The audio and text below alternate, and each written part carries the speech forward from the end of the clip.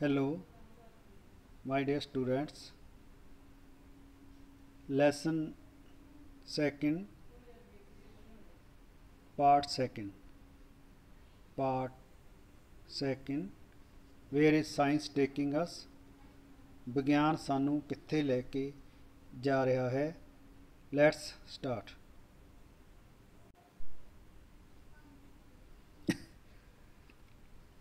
It makes one sometimes ask us. ਇਹ ਕਦੇ ਕਦਾਈ ਇੱਕ ਪ੍ਰਸ਼ਨ ਉਠਾਉਂਦਾ ਹੈ, what is science really after? ਵਿਗਿਆਨ ਕਿਸ ਦੇ ਪਿੱਛੇ ਲੱਗਿਆ ਹੋਇਆ ਹੈ? what are its aims? ਇਸ ਦੇ ਉਦੇਸ਼ ਕੀ ਹਨ? what is its goal? ਇਸ ਦੀ ਮੰਜ਼ਿਲ ਕੀ ਹੈ? its aims seems to be obvious. ਇਸ ਦੇ ਉਦੇਸ਼ ਸਪਸ਼ਟ ਲੱਗਦੇ ਹਨ. they are material of course. ਨਿਸੰਦੇਹ ਉਹ ਭੌਤਿਕ ਹਨ. one aim is the complete understanding, indeed the conquest of man's environment.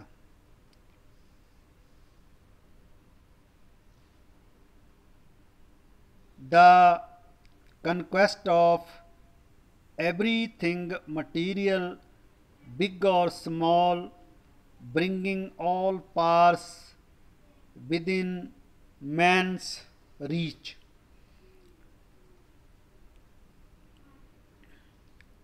ਇੱਕ ਉਦੇਸ਼ ਤਾਂ ਪੂਰੀ ਤਰ੍ਹਾਂ ਨਾਲ ਅਤੇ ਵਾਸਤਵ ਵਿੱਚ ਮਨੁੱਖ ਦੇ ਵਾਤਾਵਰਨ ਨੂੰ ਪੂਰੀ ਤਰ੍ਹਾਂ ਨਾਲ ਸਮਝਣਾ ਅਤੇ ਉਸ 'ਤੇ ਕਾਬੂ ਪਾਉਣਾ ਹੈ. ਹਰ ਤਰ੍ਹਾਂ ਦੀ ਭੌਤਿਕ ਵਸਤੂ 'ਤੇ ਜਿੱਤ ਪ੍ਰਾਪਤ ਕਰਨਾ, ਚਾਹੇ ਉਹ ਛੋਟੀ ਹੈ ਜਾਂ ਵੱਡੀ. ਸਾਰੀਆਂ ਸ਼ਕਤੀਆਂ ਨੂੰ ਮਨੁੱਖ ਦੀ ਪਹੁੰਚ ਦੇ ਅੰਦਰ ਲੈ ਕੇ ਆਉਣਾ ਹੈ.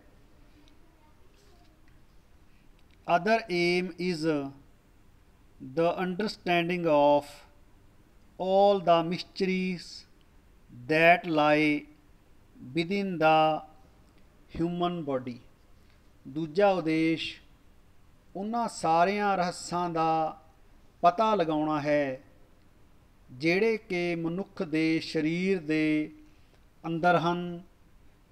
ਮਟੀਰੀਅਲ ਮਿਸਟਰੀ, ਭੌਤਿਕ ਰਹੱਸ, the innumerable chemical and physical action that make the body work. ਅਨੇਕ ਤਰ੍ਹਾਂ ਦੀਆਂ ਰਸਾਇਣਕ, ਕੈਮੀਕਲ ਰਸਾਇਣਕ, ਫਿਜ਼ੀਕਲ ਐਕਸ਼ਨ ਭੌਤਿਕ ਕਿਰਿਆਵਾਂ ਜਿਨ੍ਹਾਂ ਦੇ ਨਾਲ ਕਿ ਸਰੀਰ ਕੰਮ ਕਰਦਾ ਹੈ.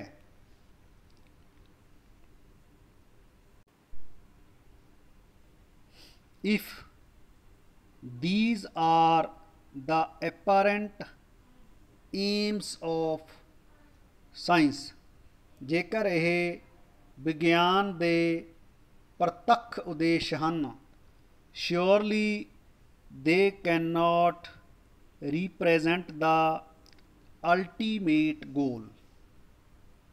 ਨਿਸ਼ਚੇ ਹੀ ਉਹ ਅੰਤਿਮ ਮੰਜ਼ਿਲ ਨਹੀਂ ਹਨ. the ultimate goal, if there is such a thing, must be the understanding of everything that makes life worthwhile, the enrichment of all that life means. ਅੰਤਿਮ ਮੰਜ਼ਿਲ। ਜੇਕਰ ਅਜਿਹੀ ਕੋਈ ਮੰਜ਼ਿਲ ਹੈ, ਉਹ ਉਹਨਾਂ ਸਾਰੀਆਂ ਗੱਲਾਂ ਨੂੰ ਸਮਝਣਾ ਹੈ ਜਿਸ ਦੇ ਨਾਲ ਕਿ ਜੀਵਨ ਸਾਰਥਕ ਬਣਦਾ ਹੈ। ਉਹ ਸਾਰੀ ਸਮਰਿੱਧੀ ਜਿਹੜੀ ਕਿ ਜੀਵਨ ਦਾ ਸਾਰ ਹੈ। that goes beyond material things। ਉਹ ਸਾਰੀਆਂ ਭੌਤਿਕ ਵਸਤਾਂ ਤੋਂ ਪਰੇ ਹੈ। for ਕਿਉਂਕਿ man needs more than food and shelter and clothing and the understanding of what goes on within his stomach। ਕਿਉਂਕਿ ਮਨੁੱਖ ਨੂੰ ਭੋਜਨ, ਆਵਾਸ ਅਤੇ ਕੱਪੜਿਆਂ ਤੋਂ ਇਲਾਵਾ ਉਸ ਦੇ ਢਿੱਡ ਵਿੱਚ ਕੀ ਹੋ ਰਿਹਾ ਹੈ, ਇਸ ਤੋਂ ਵੀ ਜ਼ਿਆਦਾ ਉਸ ਦੀ ਜ਼ਰੂਰਤ ਹੈ।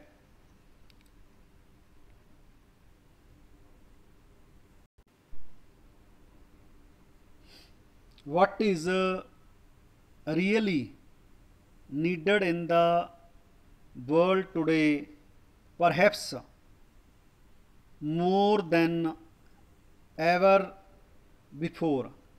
ਅੱਜ ਦੇ ਸੰਸਾਰ ਵਿੱਚ ਸ਼ਾਇਦ ਸਾਰਿਆਂ ਨਾਲੋਂ ਜ਼ਿਆਦਾ ਅਤੇ ਪਹਿਲਾਂ ਜਿਸ ਚੀਜ਼ ਦੀ ਲੋੜ ਹੈ is not some new world shattering discovery in nuclear physics or some breathtaking discovery in chemistry or medicine। ਉਹ ਕੋਈ ਨਿਊਕਲੀਅਰ ਭੌਤਿਕੀ ਵਿੱਚ ਵਿਸ਼ਵ ਹਿਲਾਉਣ ਵਾਲੀ ਖੋਜ ਦੀ ਜਾਂ ਦਮ ਕੱਢਣ ਵਾਲੀ ਰਸਾਇਣ ਸ਼ਾਸਤਰ ਜਾਂ ਔਸ਼ਧ ਵਿਗਿਆਨ ਵਿੱਚ ਖੋਜ ਦੀ ਜ਼ਰੂਰਤ ਨਹੀਂ ਹੈ। the advance for which the world is waiting। ਬਿਨਾਂ ਕਿਸੇ ਸ਼ੱਕ ਦੇ ਵਿਸ਼ਵ ਜਿਸ ਤਰੱਕੀ ਬਾਰੇ ਇੰਤਜ਼ਾਰ ਕਰ ਰਿਹਾ ਹੈ, beyond any doubt is a small advance, a slight advance in charity, in understanding, forbearance, tolerance, justice and mercy। ਉਹ ਇੱਕ ਬਿਨਾਂ ਕਿਸੇ ਸ਼ੱਕ ਦੇ ਵਿਸ਼ਵ ਜਿਸ ਤਰੱਕੀ ਬਾਰੇ ਇੰਤਜ਼ਾਰ ਕਰ ਰਿਹਾ ਹੈ, ਉਹ ਇੱਕ ਛੋਟੀ ਜਿਹੀ ਤਰੱਕੀ ਹੈ। ਦਾਨ ਵਿੱਚ ਮੇਲ ਮਿਲਾਪ, ਧੀਰਜ, ਸਹਿਣਸ਼ੀਲਤਾ, ਨਿਆਂ ਅਤੇ ਦਇਆ ਵਿੱਚ ਇੱਕ ਛੋਟੀ ਜਿਹੀ ਤਰੱਕੀ। that is what the world is waiting for and waiting rather anxiously। ਇਹ ਉਹ ਚੀਜ਼ ਹੈ ਜਿਸ ਬਾਰੇ ਸੰਸਾਰ ਇੰਤਜ਼ਾਰ ਕਰ ਰਿਹਾ ਹੈ ਅਤੇ ਖਾਸ ਕਰਕੇ ਉਤਸੁਕਤਾ ਨਾਲ। what charity and tolerance and forbearance and the understanding of one another are non-material matters। ਪਰ ਦਾਨ, ਸਹਿਣਸ਼ੀਲਤਾ, ਧੀਰਜ ਅਤੇ ਇੱਕ ਦੂਜੇ ਨਾਲ ਮੇਲ ਮਿਲਾਪ, ਇਹ ਸਾਰੇ ਅਭੌਤਿਕ ਵਸਤਾਂ ਹਨ।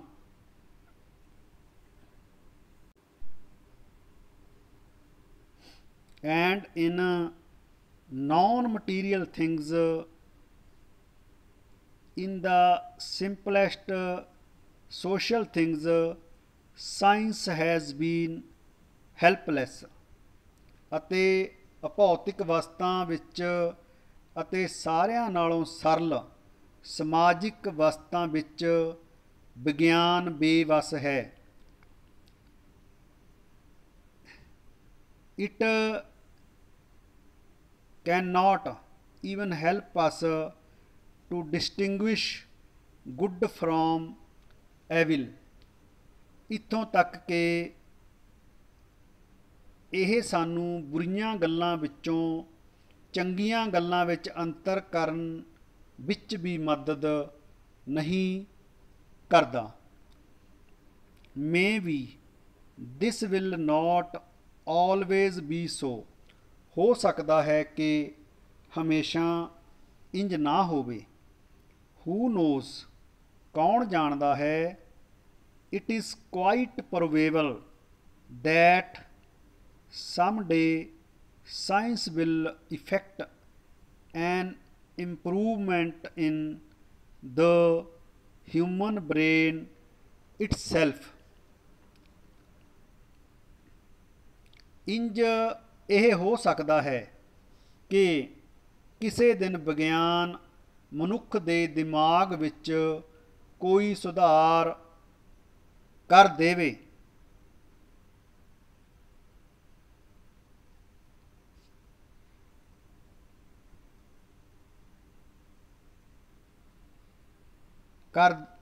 ਇੰਪਰੂਵਮੈਂਟ ਇਨ ਕਰ ਦੇਵੇ। Not a structural improvement.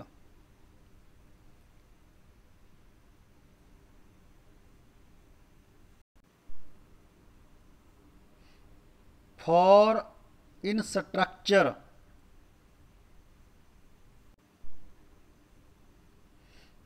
the human brain is the greatest miracle of all। ਕਿਉਂਕਿ ਬਣਾਵਟ ਵਿੱਚ ਮਨੁੱਖ ਦਾ ਦਿਮਾਗ ਸਾਰਿਆਂ ਨਾਲੋਂ ਵੱਡਾ ਕ੍ਰਿਸ਼ਮਾ ਹੈ। its understanding will come last। ਇਸ ਬਾਰੇ ਸਮਝ ਸਭ ਤੋਂ ਅੰਤ ਵਿੱਚ ਆਵੇਗੀ। what there might well be a functional improvement। ਪਰ ਕਾਰਜਾਤਮਕ ਸੁਧਾਰ ਹੋ ਸਕਦਾ ਹੈ। that is far from fantastic। ਇਹ ਵਿਲੱਖਣਤਾ ਤੋਂ ਕਿਤੇ ਦੂਰ ਹੈ। in advance in science might one day well increase the capacity and reasoning power of the human brain। ਕਿਸੇ ਦਿਨ ਵਿਗਿਆਨ ਵਿੱਚ ਪ੍ਰਗਤੀ ਮਨੁੱਖੀ ਦਿਮਾਗ ਦੀ ਧਾਰਤਾ ਅਤੇ ਤਰਕ ਸ਼ਕਤੀ ਵਿੱਚ ਵਾਧਾ ਕਰ ਸਕਦੀ ਹੈ। I should say there is little doubt that man will one day improve on the natural man। ਮੈਨੂੰ ਕਹਿਣਾ ਚਾਹੀਦਾ ਹੈ ਕਿ ਇਸ ਵਿੱਚ ਕੋਈ ਸ਼ੱਕ ਨਹੀਂ ਕਿ ਮਨੁੱਖ ਇੱਕ ਦਿਨ ਪ੍ਰਕਿਰਤਿਕ ਮਨੁੱਖ 'ਤੇ ਬਾਜ਼ੀ ਮਾਰ ਲਵੇਗਾ ਜਾਂ ਜਿੱਤ ਪ੍ਰਾਪਤ ਕਰ ਲਵੇਗਾ। Raise his intellectual status. ਆਪਣੇ ਬੌਧਿਕ ਪੱਧਰ ਨੂੰ ਵਧਾ ਲਵੇਗਾ। And give him greater power of reasoning and understanding. ਅਤੇ ਉਸ ਨੂੰ ਤਰਕ ਦੀ ਅਤੇ ਸਮਝਣ ਦੀ ਜ਼ਿਆਦਾ ਤਾਕਤ ਦੇਵੇਗਾ। he might have sufficient reason and understanding to abolish war। ਯੁੱਧ ਨੂੰ ਖਤਮ ਕਰਨ ਦਾ ਉਸਦੇ ਕੋਲ ਉਚਿਤ ਤਰਕ ਅਤੇ ਸਮਝ ਹੋ ਸਕਦੀ ਹੈ।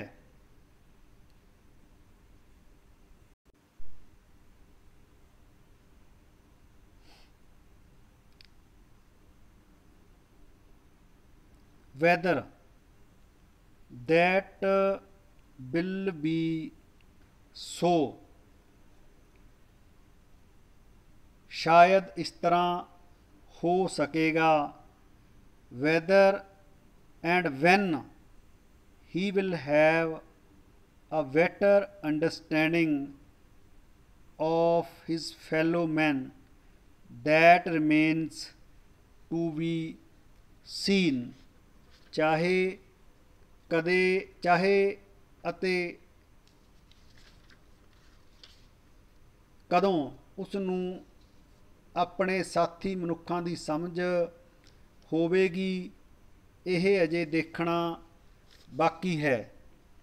It brings us back to the question, ਇਹ ਸਾਨੂੰ ਫਿਰ ਇਸ ਕੁਐਸਚਨ 'ਤੇ ਵਾਪਸ ਲੈ ਆਉਂਦਾ ਹੈ। ਵੇਅਰ ਇਜ਼ ਸਾਇੰਸ ਟੇਕਿੰਗ ਅਸ, ਵਿਗਿਆਨ ਸਾਨੂੰ ਕਿੱਥੇ ਲੈ ਕੇ ਜਾ ਰਿਹਾ ਹੈ। ਡਿਸਪਾਈਟ ਦਾ ਪ੍ਰੈਜ਼ੈਂਟ ਵਿਸੀਟਿਊਡਸ, ਅਜੋਕੇ ਉਤਾਰ ਚੜ੍ਹਾਅ ਹੁੰਦੇ ਹੋਏ ਵੀ। ਵੀ ਆਰ ਗੋਇੰਗ ਸਮਵੇਅਰ, ਅਸੀਂ ਕਿਤੇ ਨਾ ਕਿਤੇ ਜਾ ਰਹੇ ਹਾਂ। There are troubles some time ahead, ਅੱਗੇ ਆਉਣ ਵਾਲਾ ਵਕਤ ਵਿਪਦਾ ਭਰਿਆ ਹੈ ਜਾਂ ਮੁਸ਼ਕਲਾਂ ਭਰਿਆ ਹੈ। What those who fear for the future are the craven in spirit, ਪਰ ਜਿਹੜੇ ਭਵਿੱਖ ਦੀ ਚਿੰਤਾ ਕਰਦੇ ਹਨ ਉਹ ਕਾਇਰ ਹੁੰਦੇ ਹਨ। For life is becoming more and more interesting, intriguing and exciting, ਕਿਉਂ ਜੋ ਜੀਵਨ ਜ਼ਿਆਦਾ ਤੋਂ ਜ਼ਿਆਦਾ ਦਿਲਚਸਪ ਬਣਦਾ ਜਾ ਰਿਹਾ ਹੈ, ਰਹੱਸਮਈ ਅਤੇ ਜੋਸ਼ੀਲਾ ਬਣਦਾ ਜਾ ਰਿਹਾ ਹੈ। I wish I had another 100 years, ਮੇਰੀ ਇੱਛਾ ਹੈ ਕਿ ਮੇਰੇ ਕੋਲ ਹੋਰ 100 ਸਾਲ ਹੁੰਦੇ। Thank you.